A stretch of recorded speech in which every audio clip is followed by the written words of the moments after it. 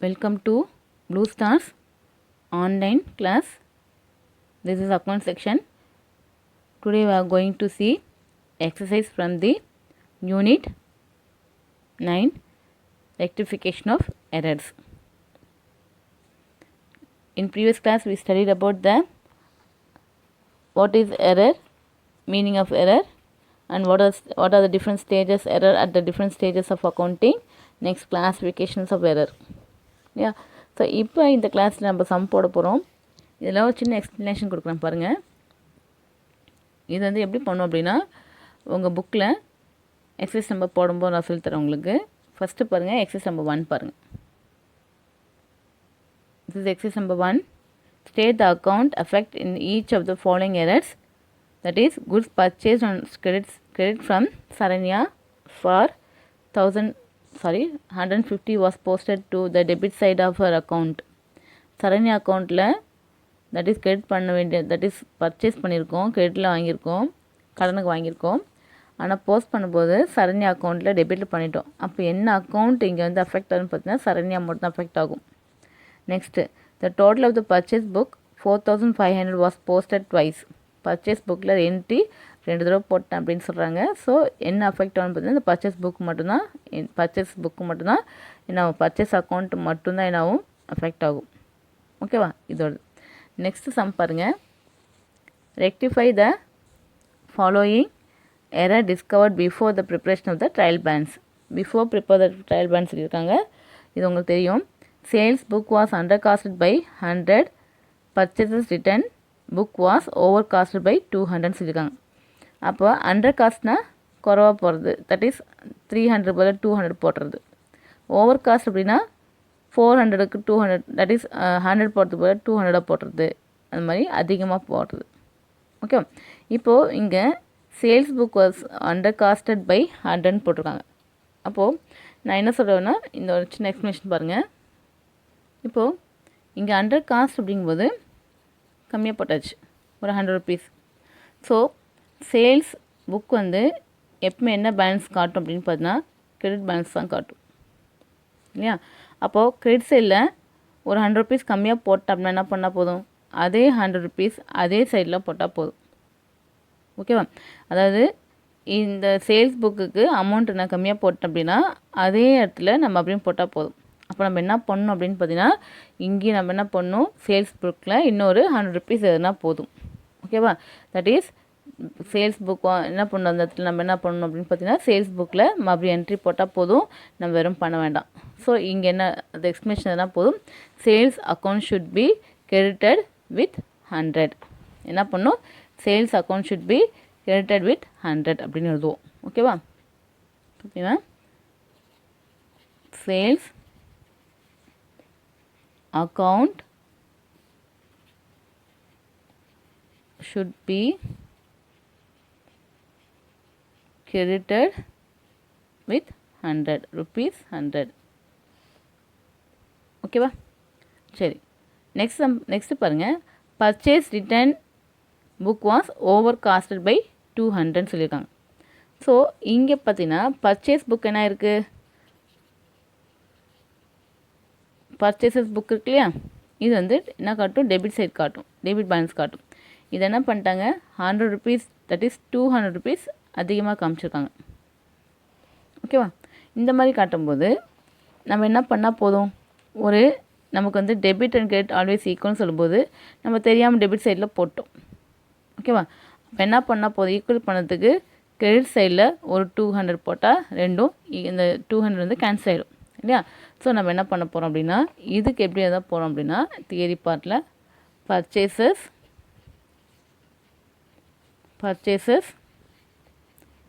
Returns book இல்லைன்னா account, returns account, புக்குன்னு account போட்டுங்க. Account should B என்ன பண்ண போகிறோம், debited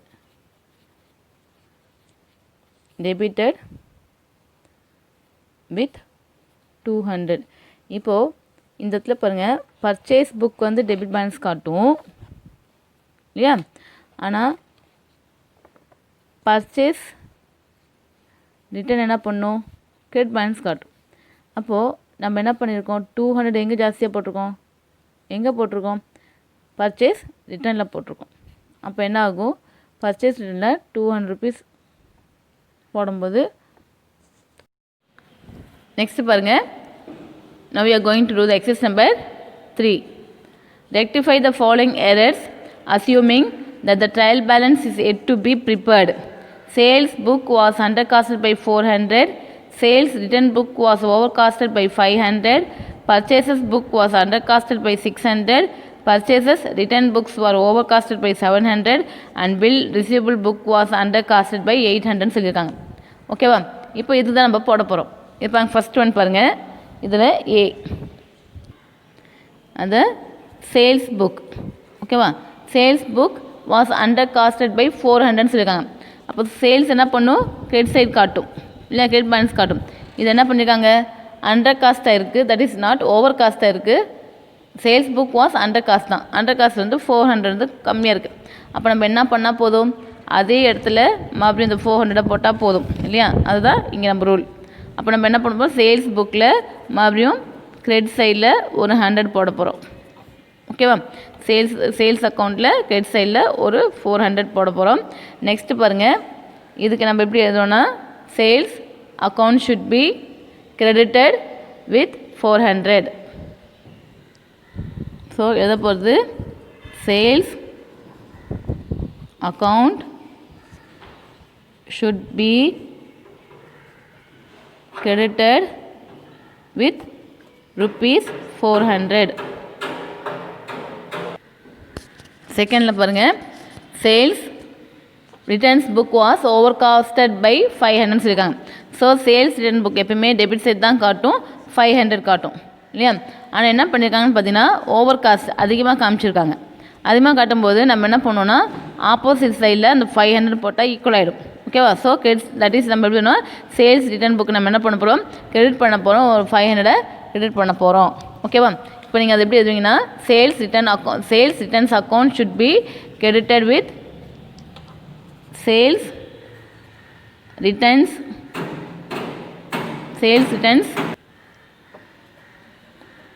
account should be credited with rupees 500. ஓகேவா, நெக்ஸ்ட் பாருங்கள், purchases book was under casted by 600 சொல்லியிருக்காங்க. ஸோ நம்ம என்ன பண்ண போகிறோம் அப்படின்னா, பர்ச்சேசஸ் அக்கௌண்ட். ஓகேவா, பர்ச்சேஸ் அக்கௌண்ட் நம்ம என்ன பண்ணியிருக்கோம் பாருங்கள், பர்ச்சேசஸ் அக்கௌண்ட் வந்து அண்டர் காஸ்ட்டாக இருக்குது. அண்டர் காஸ்ட்டாக இருந்தால் அதே சைடில் போட்டால் போதும் இல்லையா. பர்ச்சேஸ் அக்கௌண்ட் எப்படி டெபிட் சைடு தான் காட்டும். So purchase account should be debited with rupees amount என்னென்னு பாருங்கள், 600. ஓகேவா, நெக்ஸ்ட்டு பாருங்கள், purchases return book was over casted by 700 கொடுத்துருக்காங்க. பர்ச்சேஸ் ரிட்டர்ன் புக் எப்பவுமே கிரெடிட் சைட் தான் காட்டும், கிரெடிட் பேலன்ஸ் தான் காட்டும். அப்போ கிரெடிட் சைடில் என்ன இருக்குது, நம்ம இங்கே ஓவர் காஸ்ட் அதிகமாக காமிச்சிருக்காங்க.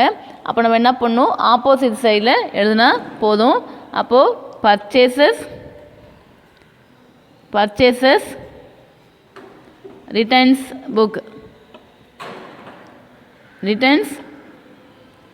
புக் ஷுட் பி என்ன பண்ணுங்க, ரிட்டர்ன்ஸ் புக் என்னவாக இருக்கும், டெபிட் சைட் காட்டணும் இல்லையா. ஷுட் பி டெபிட்டட், ஆப்போசிட் பொண்ணில் டெபிட்டட் வித் rupees 700. ஓகேங்களா, நெக்ஸ்ட் பாருங்கள், bill receivable book was under casted by 800 இருக்குது. So bills receivable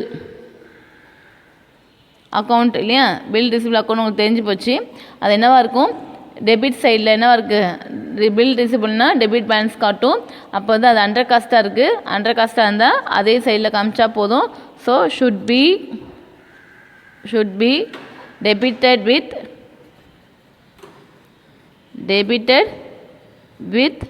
rupees 800. ஓகேவா? இதுதான் நம்ம எழுத போகிறோம். இந்த மாதிரி ஸ்டேட்மெண்ட் மட்டும் நீங்கள் எதுனா போதும்.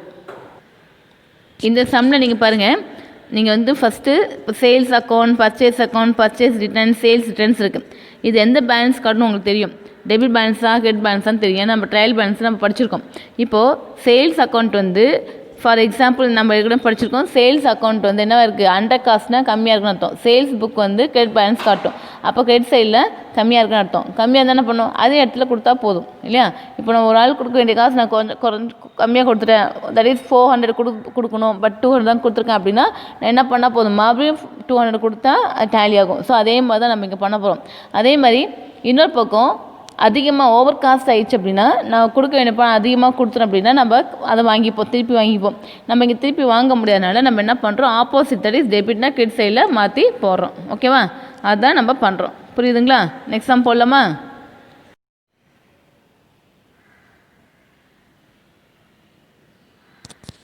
Now we are going to do the exercise number 4. You can see the question here. Rectify the following error before preparing trial balance. The total of the purchase book was carried forward rupees 90 less. The total purchase book was carried forward 180 more. The total of the sales book was carried forward 270 less, and total of the sales return book was carried forward 360 more. The total of the purchase return book was carried forward 450 less. இதுதான் question.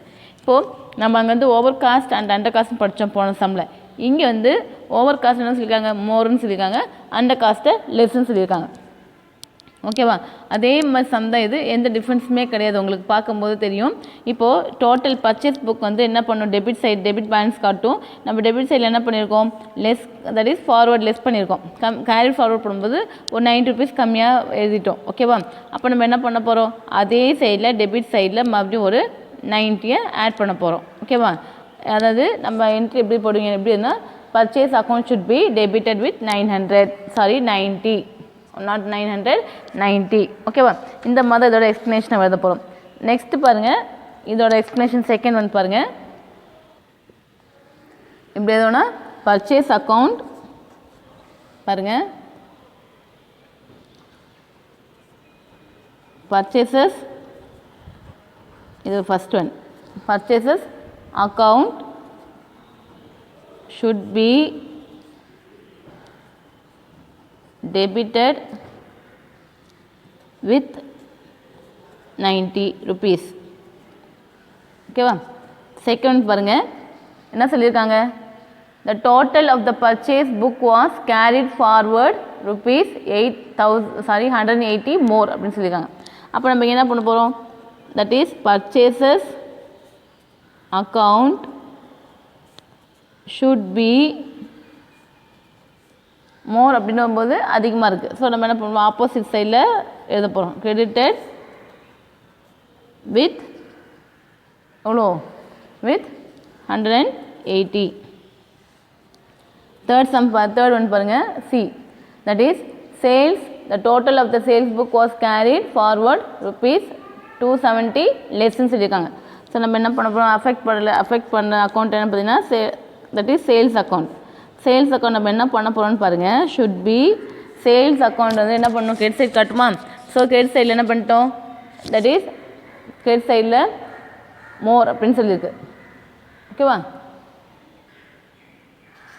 சியில் பாருங்கள், number சியில் the total of the sales book was carried forward 270 லெஸ்ன்னு சொல்லியிருக்காங்க. லெஸ்ன்னு சொல்லும்போது நம்ம அதே சைடில் போட போகிறோம்.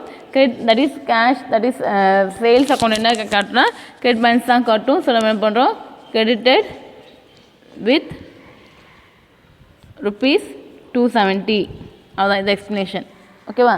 நெக்ஸ்ட் பாருங்கள், டிக்கு sales, the total of the sales return book was carried forward 360 மோர்னு சொல்லும்போது ஆப்போசிட் சொல்லுவோம்.